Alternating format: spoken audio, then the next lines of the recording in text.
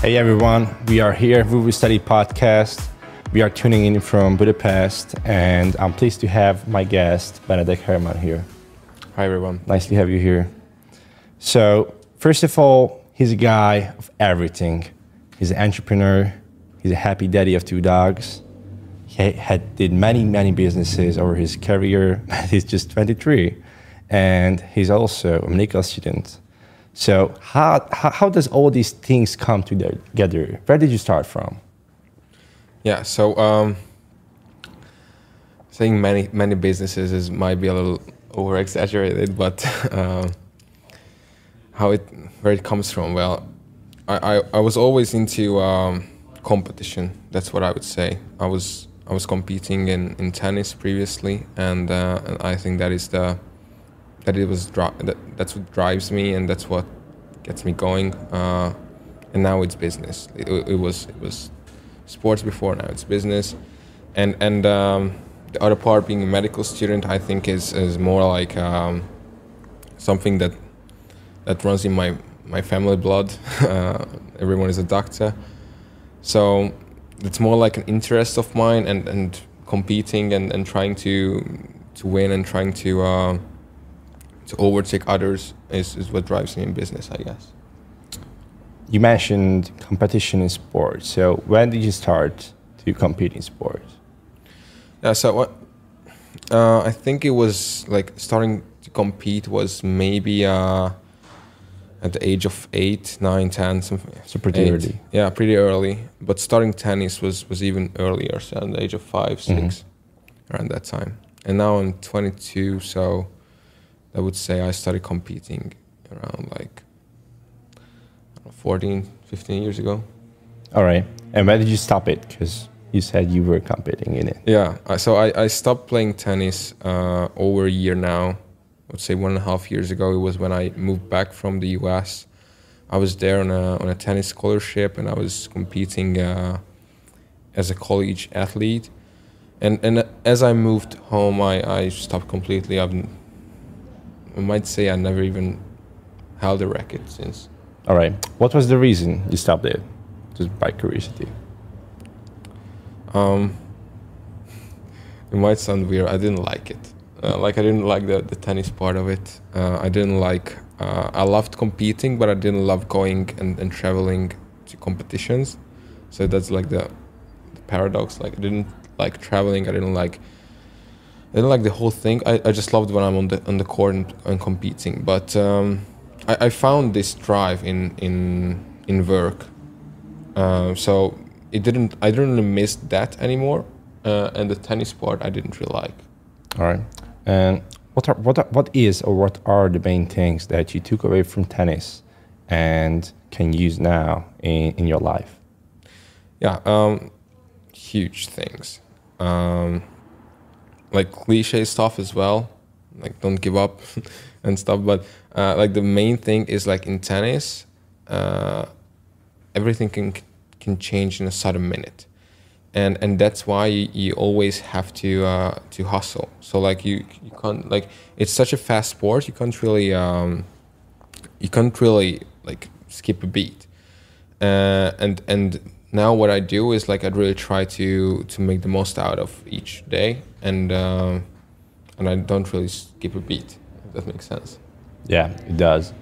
And since you grew up basically in your teenage years doing tennis, so basically it formed your personality and characteristics. Correct. And what do you see? What are your competences over other people thanks to tennis? Yeah, so over other people is not a good wording, but I think I'm very hardworking. That's it. I think I'm very hardworking. Saying other stuff like in business, I don't think I'm successful as of now, or like I don't think of it as being successful, but I'm very hardworking, that's for sure. All right. And it came from the sport. All right. So please tell me about in what are you hardworking at? So what are your business? What is your business? What are your businesses? Yeah. So first of all, I'm a medical student. It requires some serious commitment to learn in that field. So I think that is very hard working at, and businesses. So I have a startup, Voovo. Started 2 years ago.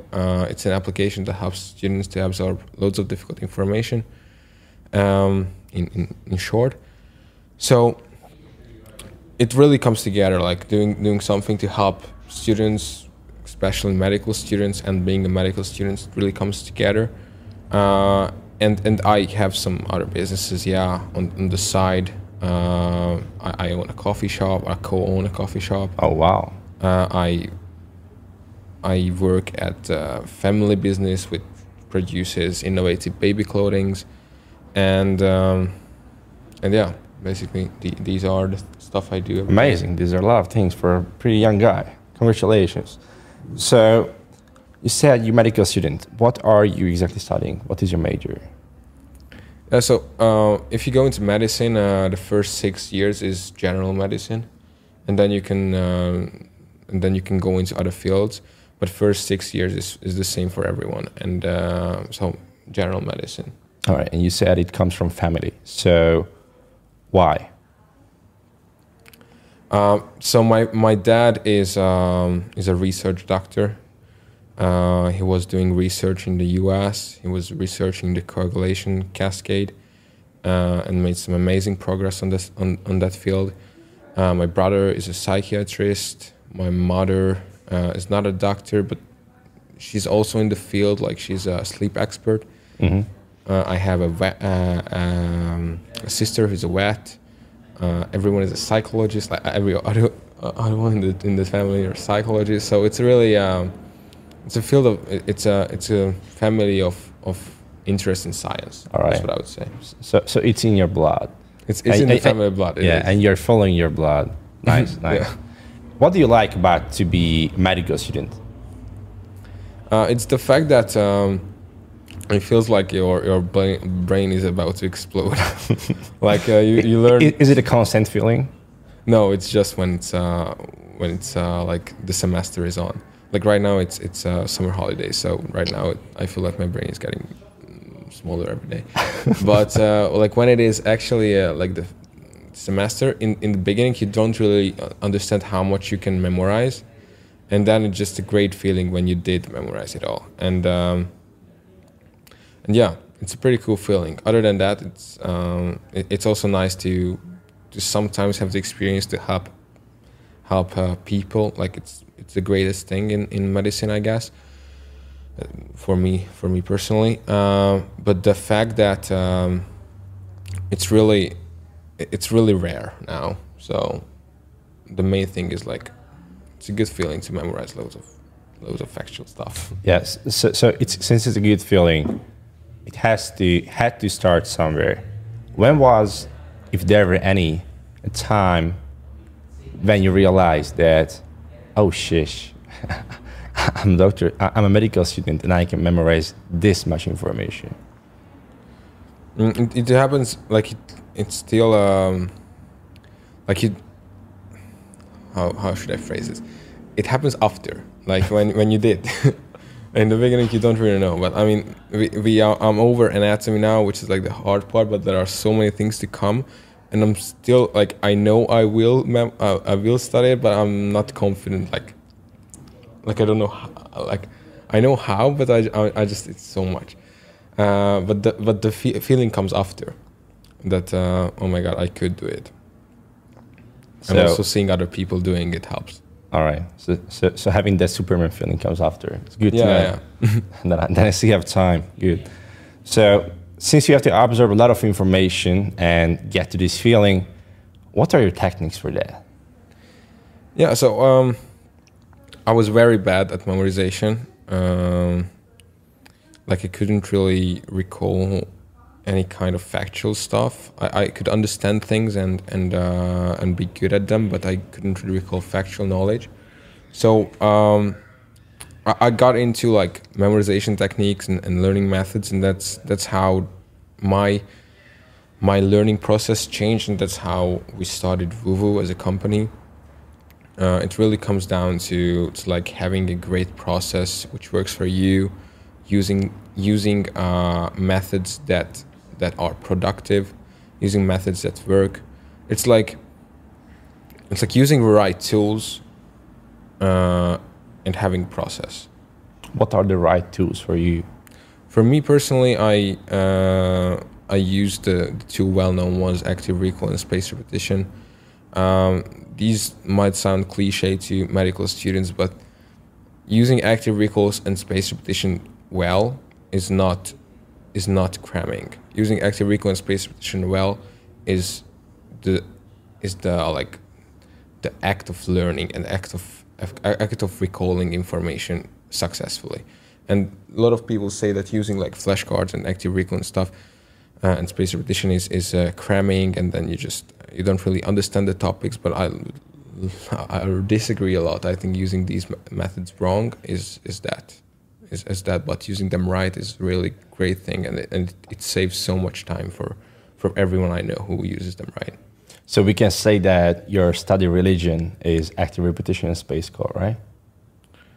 The other way around, active recall and spaced repetition. Yeah.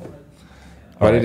it is, and also like in watching great lectures. Like lectures help a lot. If I can find good lectures on YouTube, they help me understand topics, and then it's easier to remember later. All right, but to watch these lectures and to sit there and to pay attention, it includes a lot of concentration, right? So how do you achieve that concentration over time? So concentration is, I watch lectures two ways. First is when I do something and I passively just watch a lecture to feel like I'm learning, and that's the bad part. But when you actively listen to lectures, it's actually not coming from me, it's coming from a friend of mine who is a much better lecturer, watcher and rememberer than I am. What he does is that he watches the lectures, and every 2 minutes he stops it and repeats the things that have been said. Right. And then he got so good in this that he doesn't actually have to stop the video anymore. So he repeats the stuff that has been said simultaneously while listening to the new things. And he says that it's amazing, and he can remember so many things. I couldn't yet become a professional in this, but I think it's a great method. Right. All right. Sounds good. So it's pretty much like you have to evolve a whole other brain which fits into the medical student's life, right? Well, yeah. But it's really not that. It feels like extremely hard in the first part, but then when you've done it, it feels like if you have get used to it. Yeah, it's like in the first, like when I saw that how much is it, it's like it wasn't really bad. It was like shocking. But then when we are done with it, it's like with like one subject, let's say, it's as I said, it's a great feeling that you know that it was not that bad. So it really helps you to think bigger, I guess. Mm-hmm. And to organize all of these things, to pay attention to lectures, to watch them, to learn the stuff, to go through books, how do you organize your time?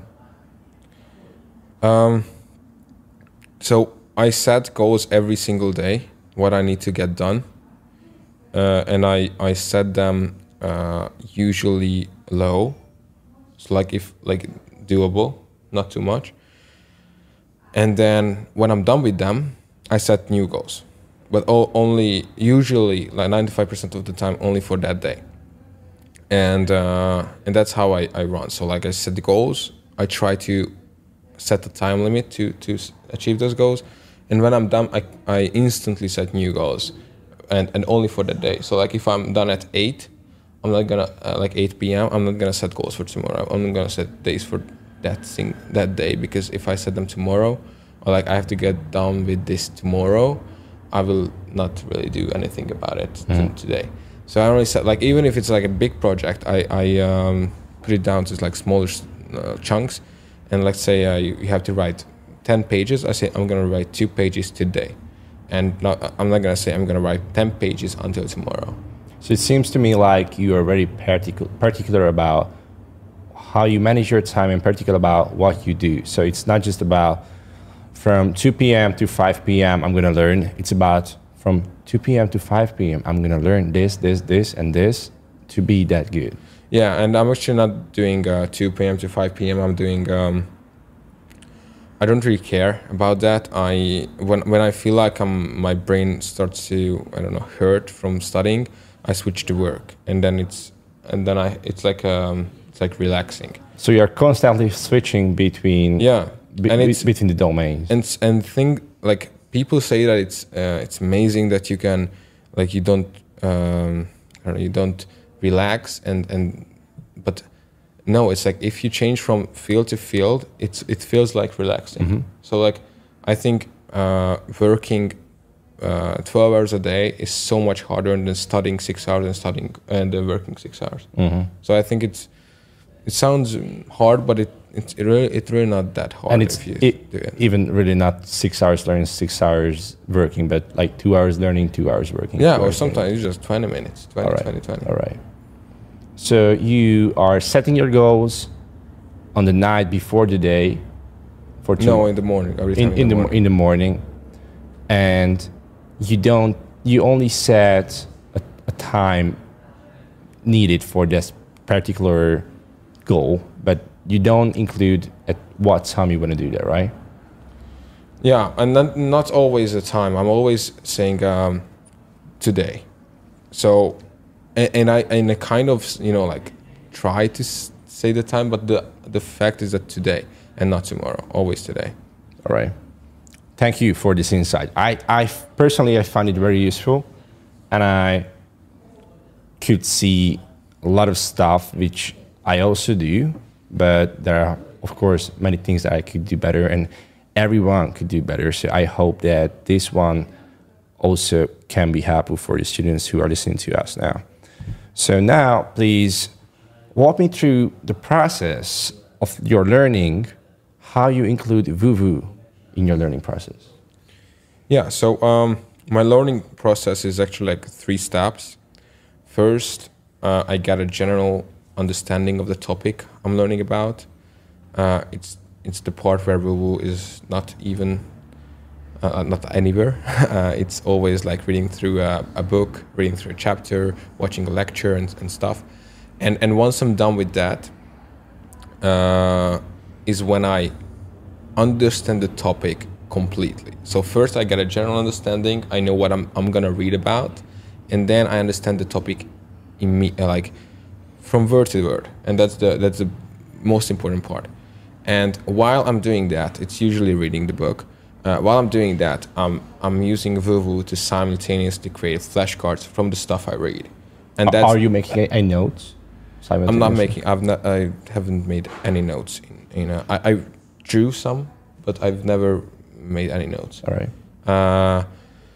I'm only creating flashcards and like using the stuff I read and creating flashcards simultaneously. And that's the second part of memorization or like learning. And the third part is just repeating the cards until the app says that I'm good. But yeah, so first part, general understanding. Next part, unique method of reading extremely carefully and creating flashcards simultaneously. Third part, repeating the flashcards until I'm good. Which flashcards are your favorite, or which are you using the most? Yeah, so I use, it's actually a funny story. When we created Voovo, the first MVP, it was done by my friend Benny. It was the worst app ever, and it only had voice cards in it. And voice cards is like a huge part of Voovo. I don't think I've created one voice card in med school. So it was for me personally, it was not a great feature, but it is how we got started. Now I use fill in the blanks quite a lot. I use diagrams every single day, and I create flashcards with AI, which is not out yet at the moment, but I have some beta releases that I'm using, and yeah, they help a lot in learning.